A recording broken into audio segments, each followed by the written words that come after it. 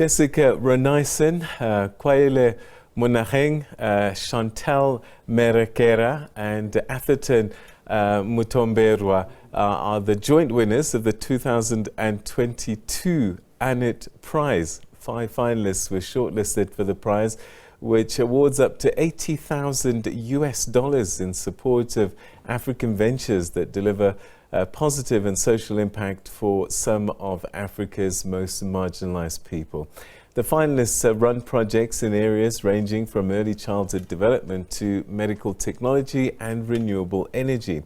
The finalists come from Kenya, Lesotho, South Africa and Zimbabwe. Now, the event was hosted Mandela Rhodes Foundation CEO Judy Sukuza and Trek 4 Mandela Project Manager Sina Moyane. The Mandela Rhodes Foundation launched the AANIT Prize in 2021 with the aim of enabling positive social impact in Africa.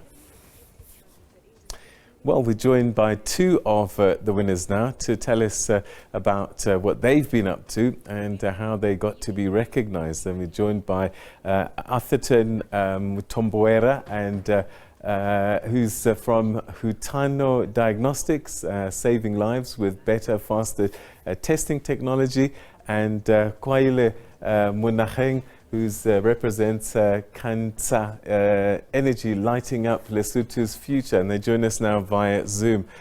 Congratulations, first of all, on this award. Your thoughts when you were announced as winners. Let's start with you, Koaile. I think I was taking in the moment. I was quite privileged and just thinking about what this means for Lesotho, what this means for a different narrative that we actually get to write, renewable energy, and just, impacting development industry, impacting the lives of the most marginalized in our country. So it's really been such a privilege and I'm honored. What about you, Atherton? You must be overjoyed. I'm very happy, Peter. For me, this meant that we can get help. We can bring in a principal scientist to support our chief scientific officer in the lab. The team is great. The chief scientific officer was part of the team that developed the Oxford AstraZeneca vaccine. But we need to get more hands into the lab so we can do more work. All right, let's start with you, Koaile. Tell us about your project and what you looked at. So we are Khantša Energy, and our tagline is "We're lighting up Lesotho." Essentially, we are a renewable energy company that uses indigenous knowledge to drive all our actions. So we basically are able to consult with the people who are most affected by energy access, and we deepen our understanding about the lived realities that they go through and what that means. And we're able to find through these consultations even more issues that came beyond electrification. Climate change, human security, they're all there, and it was just really an amazing way where we were able to have a cross-cutting solution when it comes to what energy access can mean for us. For you and me, it's at literally a push of a button, but for so many Africans, and 600 million Africans already, we only know what those figures are, but for Lesotho, that's 1.2 million people. So for the opportunity to do this in the highlands is actually going to help a lot of Lesotho, but I think more broadly it allows us to actually have a different narrative around what it means for renewable energy, for climate change, for Africa's energy transition, and for Lesotho to be quite self-resilient when it comes to the importation of fossil fuel energy from South Africa and Mozambique. So I think it speaks a lot to where the current context is when it comes to international relations, but also climate change, but more so to talk about Lesotho in this manner is a privilege in itself. So I'm glad, and I'm really privileged that we get to hear Lesotho stories when it comes to this.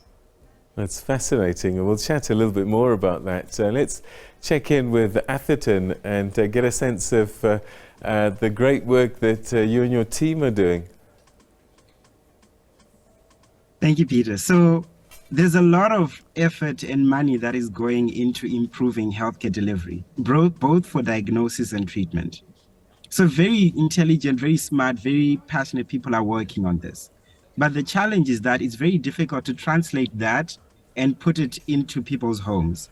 So for example, people are working on identifying how you can better diagnose things like cancer, things like sepsis, things like liver disease. But the challenge is that if it's a lateral flow test, like the home COVID test or the home HIV test, you're now going to need about 4 or 5 or 6 different lines. And that's difficult scientifically. So the work that we are doing at Hutano is we are translating that research that is going on into diagnostic tests that can be used at home by anyone so that we can have better diagnosis on the continent. The first application we're dealing with is sepsis prognosis. What that essentially means is that when a child has a fever, we need to know 2 things. The first is this a bacterial or viral fever? The second is this going to lead to a dangerous outcome? So we are working with a group that is based in Thailand. It's an Oxford research unit that is collaborating with MSF to do a trial on 4,500 children to identify the ones that have a fever that will get a severe outcome. Their findings are going to help us to develop a test that will be used on children. A child has a fever. You take their blood, pinprick, you put it on the test. 15 minutes later, you take a photo with your phone, and then it tells you bacterial or viral, and should you rush the child on for the doctor. The reason why that's important is that sepsis is the kind of condition where for every 1 hour that you delay to administer antibiotics, to give the patient antibiotics, their risk of death increases by 7.6%. So we really need tools that are efficient for that. That's very exciting. Is some of the work that you're doing pioneering in terms of the first of its kind? Yes, definitely.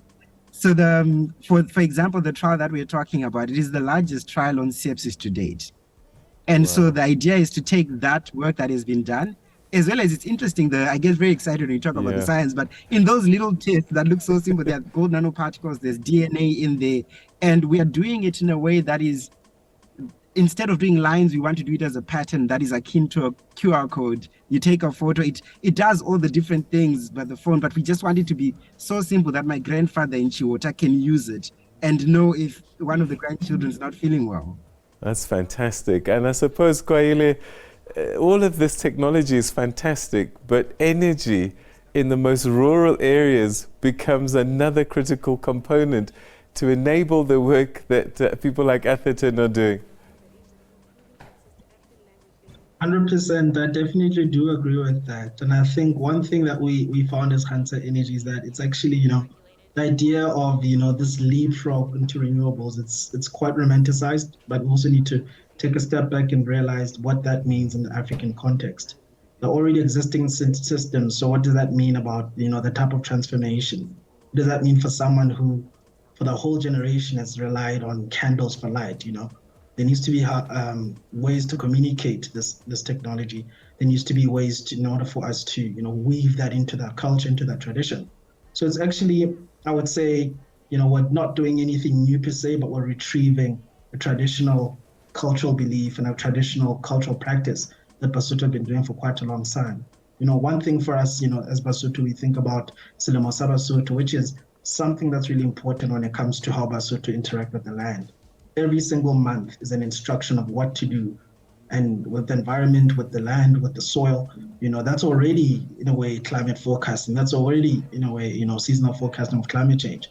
So being able to interact with indigenous populations and rural populations on their terms is something that I think is very important, because if we think about developmental interventions that have always happened before, they more so leave the people that are intended to benefit worse off, because they're not really included or treated as equals in the project. So I think a very key component for us is the co-creation, that inclusive narrative that we're able to do when it comes to the solutions.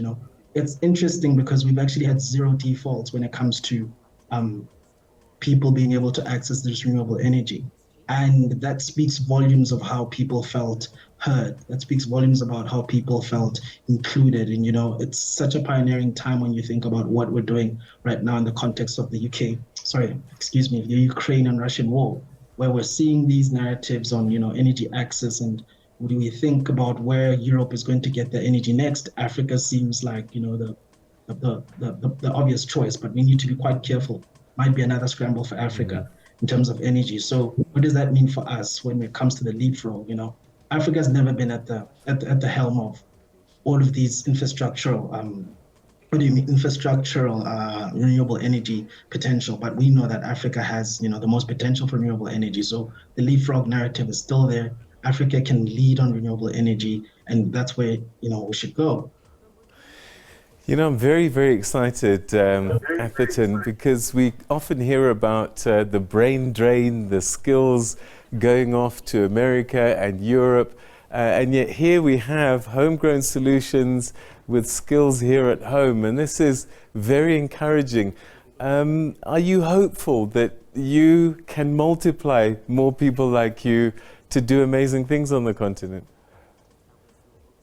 Yes, very, very hopeful, Peter. I mean, one of the things that really excites me is when I meet a lot of people that have passion about wanting to improve things.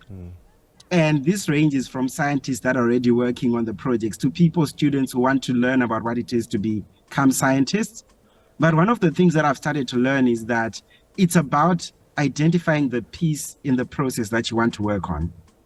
So as much as I can be a scientist, we need different people to be able to come into the solution at different levels. It's an interesting challenge because one of the problems we are trying to now identify and work with is, as much as we can work on the science, how do we prove that the market is there for the products we want to make? One of the challenges that happens is whenever you're pitching a company that produces diagnostics for Africa, the question is always, who pays? So opportunities like that are there for us to be able to identify, to say, hey guys, this is who pays. Because the challenge is also, I don't think it's because there's no market. I think it's because we need to aggregate and activate the market. Because when you look at other markets, the Americas, the Europes, you're able to see someone comes in and says, this is the market size. This is who the first buyer will be. We've got the African Free Trade Agreement. We're headed in the right direction. How do we get really smart, really excited people to start talking and helping us think through how do you roll out these products so that you can foster the innovation? Very, very exciting. Gentlemen, we're going to have to leave it there. Thank you so much indeed. Ntate Monaheng Kereboga, Changamire Mutombwera, Tatenda Guru. Thank you both, and well done on this magnificent achievement. And we look forward to seeing the next chapters of the work that you're doing. Thank you so much.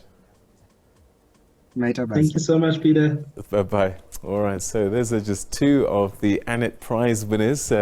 Great work that they're doing, and thanks to the Mandela Foundation and the work that they're doing in making sure that these kinds of initiatives can be supported through the AANIT prize.